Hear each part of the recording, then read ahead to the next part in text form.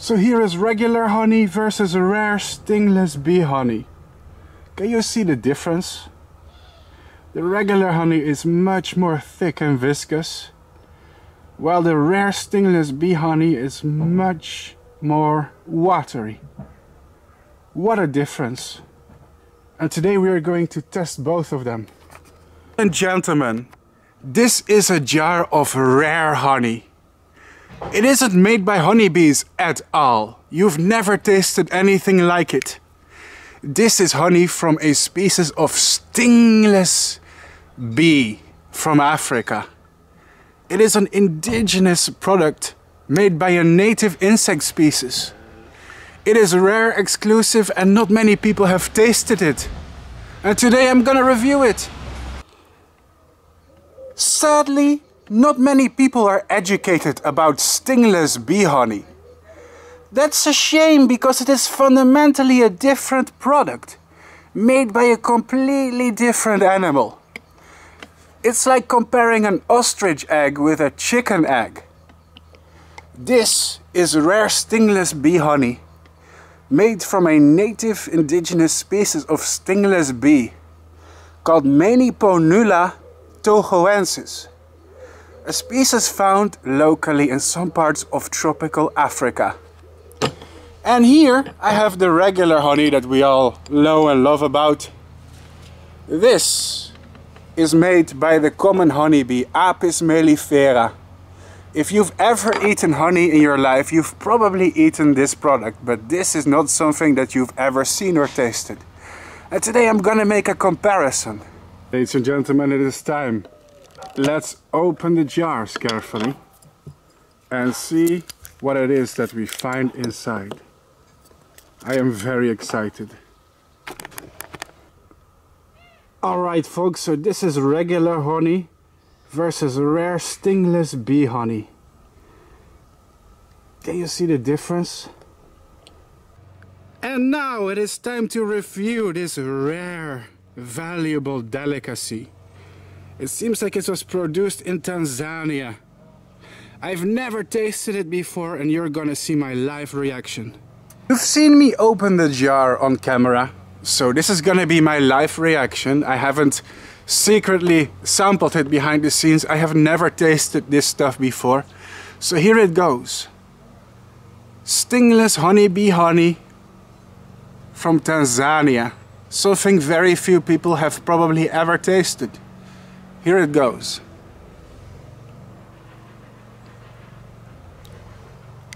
Ooh. Wow. That is so... Some of you may accuse me of exaggerating this for views. I swear to God, honestly, I swear on butterflies and moths and anything that's dear to me. I am genuinely really shocked. It's... When you imagine the flavor of honey and you taste this, it's not that. It is not, it's different. Let me analyze it. Ooh. Wow. So one thing, guys, that I really like, it's actually, look, it's giving me goosebumps. I am like not joking. It's giving me goosebumps because the flavor is so unique to my brain. It's literally tickling my brain. So the first thing I notice is that it's sour, but in a good way. It tastes very sour. It tastes nectary. And I'm trying my best here to review flavors. I am not Gordon Ramsay. Alright, I am not a cook. Oh, that's so... It reminds me of certain types of apple syrup that I've tasted in the past. Now, I'm a Dutch person. I live in the Netherlands. And in the Netherlands, we make something called appelstroop. It's apple syrup. It tastes very sweet and sourish. Also, it's also nutty. Imagine the flavor of walnuts, sour apple, and a hint of something caramelly. and also something very nectary. I have to say it's amazing. This is probably some of the best honey I've tasted. Not a hyperbole. I'm honest, guys. This is not a paid review. I am a honest reviewer. If I don't like it, I would admit it completely and fully. I have no financial incentive to promote this. I'm just being completely honest with you, my viewer. Whoa. The sour flavor is... Have you ever tasted sour honey? Just try to visualize or imagine the flavor of sour honey. That's what I'm feeling and tasting, and it's so unique. It's like... almost like candy, but more natural. You know? It's like I'm eating a flower. It's very unique. My company called Miles Don Ferro. I hope I pronounced that right, guys. I'm a gringo. I don't know how to pronounce these things. But it's very hard to get this stuff online. Most of the time it's sold out. Getting this rare honey, sometimes you have to pre-order it. And there's only a few websites that sell this kind of stuff, so I was happy to get my hands on it. Now, what I'd like to talk about next is very important. It is important for the environment, but it's also important to give this product a honest review. I would like to compare this product with the normal honeybee honey. So, as you can see, this is made from honeybees. This is normal honey, the one you buy in the supermarket, the one that you put in your yogurt, in your cakes, in your confectionaries. Or that you put, I don't know, what do you guys do with honey? Do you put it on fruits, in your yogurt? How do you like to eat it? So I like to make the comparison just for my brain, so I can, you know, visualize the flavor. Visualize sounds strange, but I feel like it's a visualization in my brain. So I'm just gonna eat regular honey right now, just so I compare the two flavors. Oh, oof, yeah. So normal honey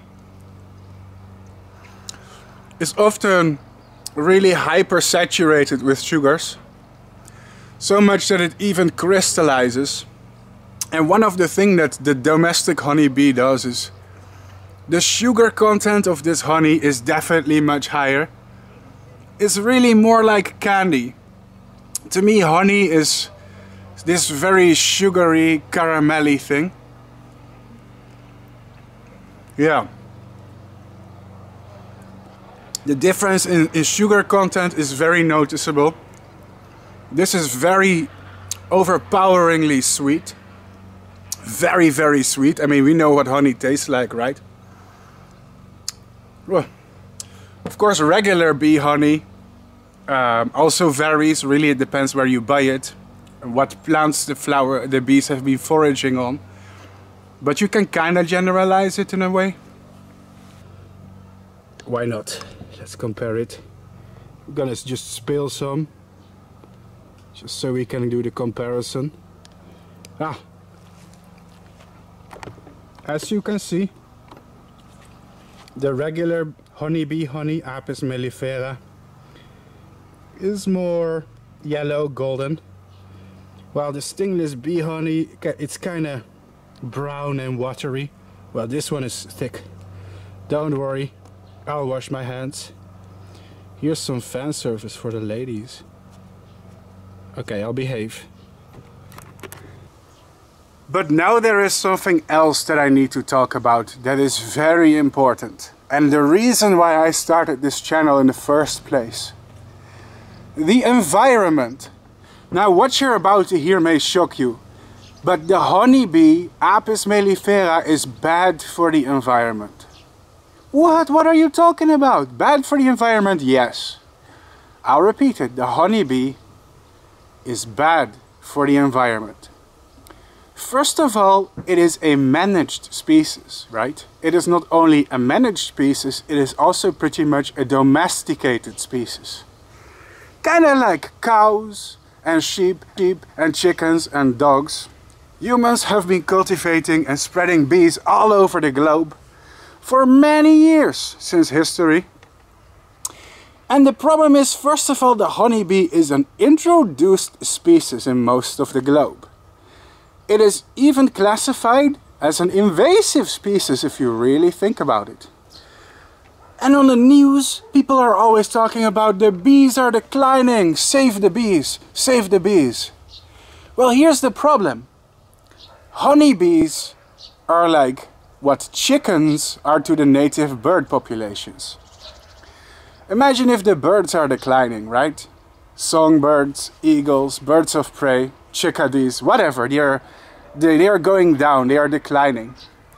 And you're like, whoa, I'm gonna save the birds. So in response, I'm just gonna farm thousands of chickens, right? Is that gonna help the environment? No. It's the same concept. In fact, did you know that honeybees outcompete native bee species? I'll say this again. Apis mellifera, the honeybee, outcompetes native bee species. Wild pollinators, like native or solitary bees, or whatever kind of pollinators you can think about really, that have to compete for the same resources, they decline in the presence of honeybees. Because honeybees are so prolific.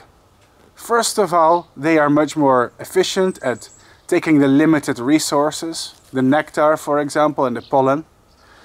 But also, research has shown that honeybees actually spread diseases to native pollinators. But Bart, what are you talking about? Honeybees may be introduced in America, for example, or they have to originate from somewhere, don't they? A species can be by default introduced. It's probably domesticated somewhere, you know, it needs to be native. Isn't it native in Europe or... Well, here's the problem. Honeybees are a managed species. That means that humans are basically supporting honeybee populations that aren't really populations at all. Let me give you a metaphor. Let me tell you, in nature and the environment, food is scarce. There is limited availability of food.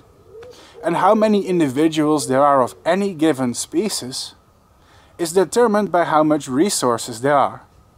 In some years, if there are a lot of rabbits in the environment, maybe the grass was growing really well because of the weather conditions that were perfect.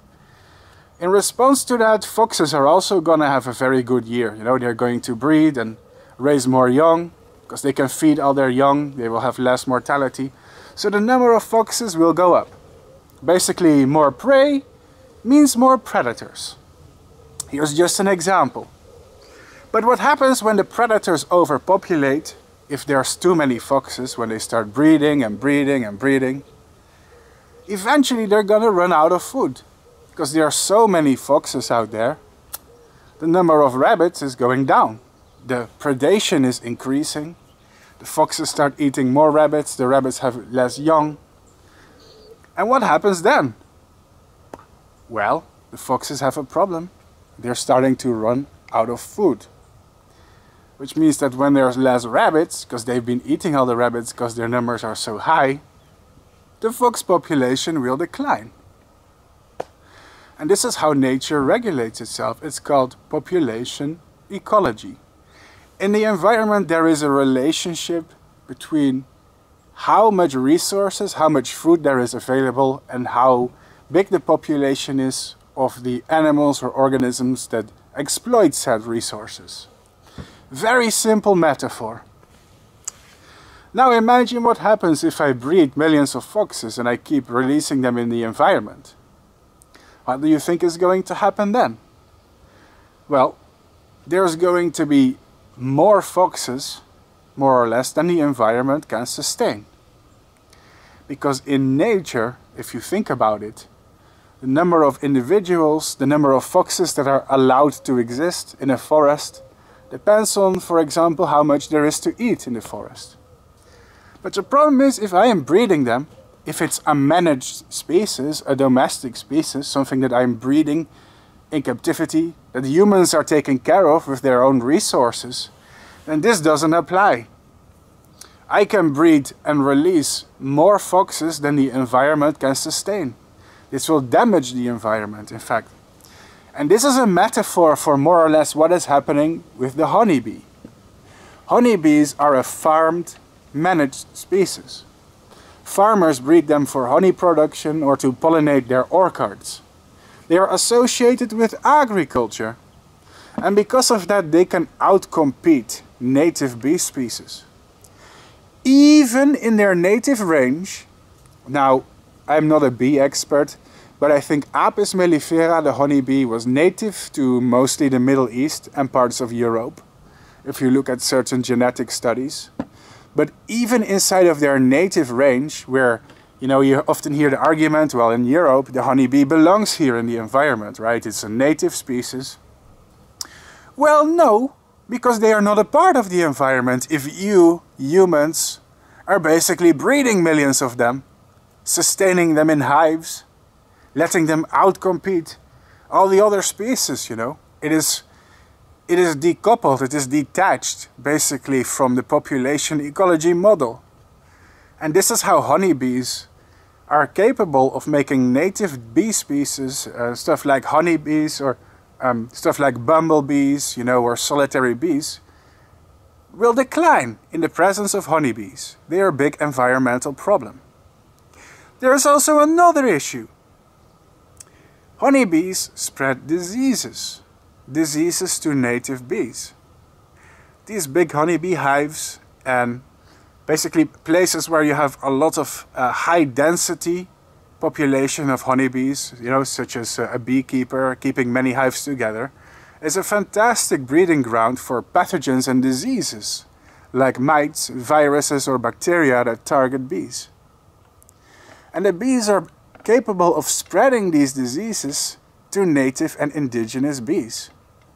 So even in the native range, even if we don't assume that the honeybee is invasive, which it is, in almost every place except some parts of the Middle East and Europe, presumably, even if we don't assume that argument, you can see how damaging they can be to the environment. So that's why I am passionate about stingless bees. But let's go back to the fact where we talk about honeybees being invasive and introduced to places where they don't belong. Research has also shown that honeybees prefer to pollinate invasive plant species. For example, they are drawn to the flowers of stuff like acacia or eucalyptus that is plentiful in the environment, but these plants are also introduced. But the cool thing about stingless, native, indigenous bees is that they prefer to pollinate native plants. So not are stingless bees better for the environment because they, first of all, they are not an invasive species, they are a part of the environment. Of course, you could make the argument that if you are a beekeeper who keeps stingless bees, that they are also managed populations. But still, if you think about it, the way they interact with the environment is fundamentally, I would say, better for the environment. Because these bees actually visit and pollinate native, local plant species. Honeybees don't only promote diseases to native pollinators. They are part of why pollinators are declining, in fact. But native honeybees also basically have more interactions with native plants and native flora and fauna. And that's why I'm passionate about them.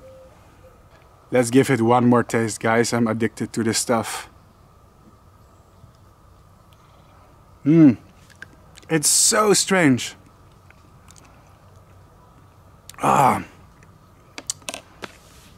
It's such a perfumey, nectary, sour, much less sweet than bee honey.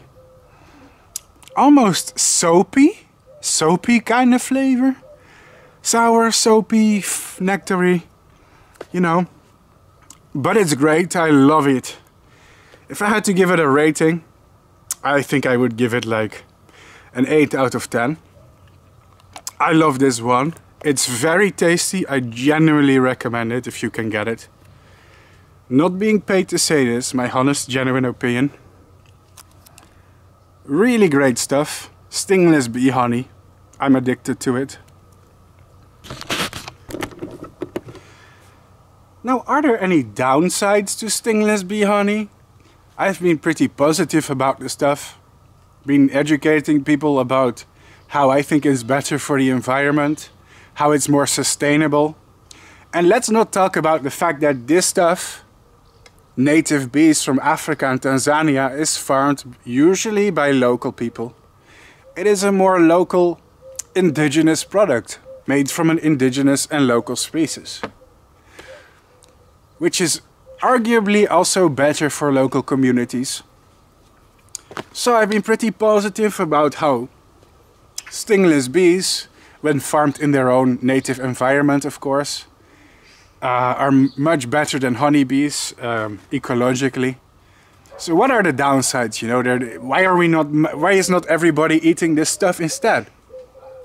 Well, there is one major downside, and that's that stingless bees produce much less honey than honeybees do. We can compare it, for example, with chickens, right? Chickens are domesticated to produce freaking hundreds of eggs. Like at this point, they are freaky egg-laying machines. Whereas if you look at the ancestor of, well, they're not an ancestor, but if you look at the original species, I think it is, was it Gallus? Or the jungle fowl it was. They don't even lay remotely as many eggs. And that's because chickens have been domesticated for a long time, you know, and have been selected, you know, for egg production. And it's kind of the same with a lot of domestic animals, you know. I can assure you that in nature there are no bovines that produce remotely as much milk as the average dairy cow does. For the very simple reason that also sheep produce a lot of wool, more than you would ever see in any native species of goat or sheep, because they have been bred and selected for it for generations. And admittedly, honeybees are prolific sugar-producing factories at this point. Stingless bees produce way less honey, and that also makes the honey more expensive. And that's really the one major downside. This stuff is 5 to 10 times more expensive than honeybee honey. And that's why honeybee honey is widespread. It is cheaper to manufacture. Honeybees are also able to forage almost everywhere. Whereas these native indigenous bees, I suspect, perform the best when kept in their natural environment. So that's the thing. Global honey production with honeybees is much more easier than these stingless bees that are a lot smaller but also more adapted to local plants. But really, the world runs on money. And the fact that honeybee honey is just so much cheaper, so much easier to mass produce, makes this commercially a more viable product. I bet there are a lot of people around the globe who cannot even afford a jar of this kind of stuff. But at the same time, my logic is like, if we promote this and it becomes more popular and more people buy it and there's a growing market for it, maybe more people start ordering it and the market value will go down, you know? It's supply and demand. The supply and the demand for this product is both pretty low. But if we can increase the demand, maybe so will the supply, and maybe prices will eventually stabilize. I'm not an economist, guys. I'm just a silly YouTuber. But I do like talking about this stuff. I'm mostly passionate about insects, pollinators, and the environment. Monetized by YouTube. That's right, I don't earn any money from the thousands of videos I made. I made close to 2,000 videos. And YouTube has not paid me one single penny for them. And that's fine. I love to do it as a hobby. But also, I'm not gonna pretend that I'm not being compensated for it, because I am. I have crowdfunding. It's because of you, my sweet fans, that I'm able to do YouTube part-time as a job. And it helps me buy products like this. This kind of honey is kind of expensive, if I'm being totally honest. And this is not something I would usually buy just to make a review video, if it weren't for the generous financial support of my fans, that I am, by the way, not entitled to. Don't want to give you the impression that I think I'm entitled to any financial support. Oh hell no, just for making videos. But it does help if people are willing and able to, so I keep the option open, and in return I will be able to entertain you on YouTube. See you in the next video. Maybe next time I have another rare honey to review. We'll see about that.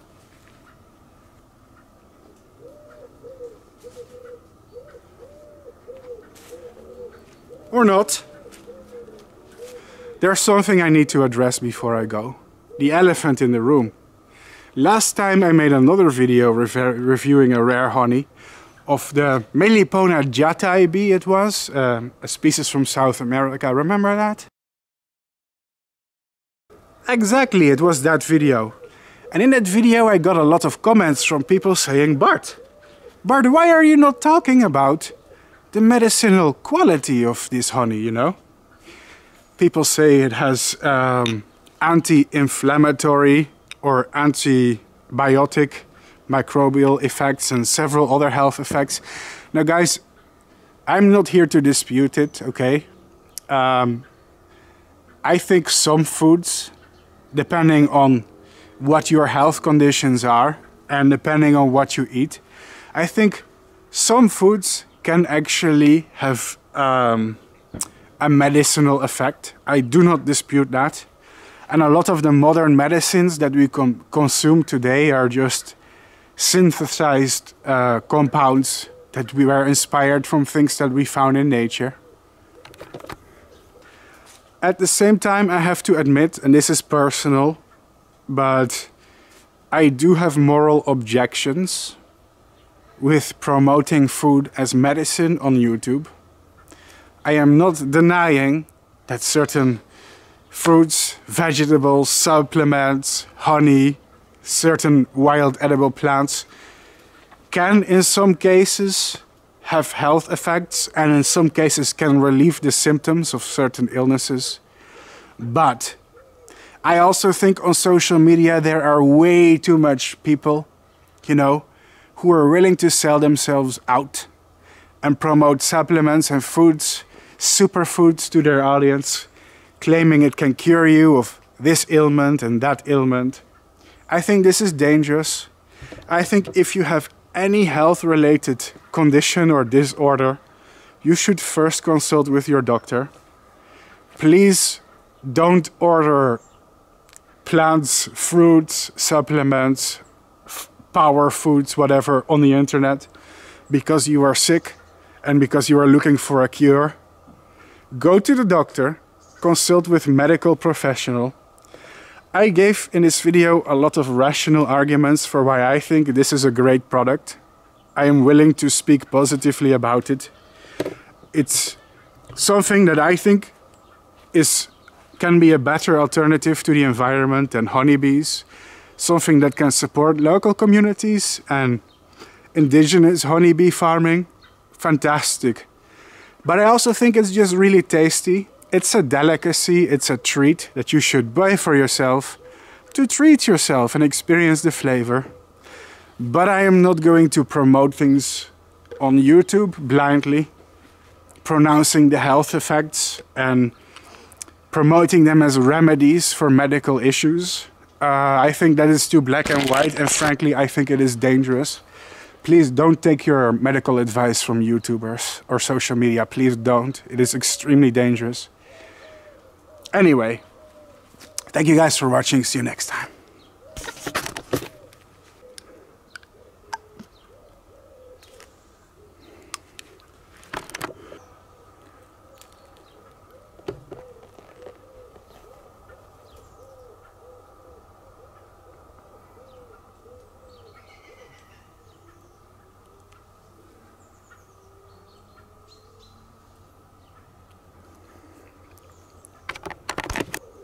I'm straight, in case you're wondering. I'm just zesty, okay? Wow. It's like candy to me. It's so unique. Try it. Great stuff.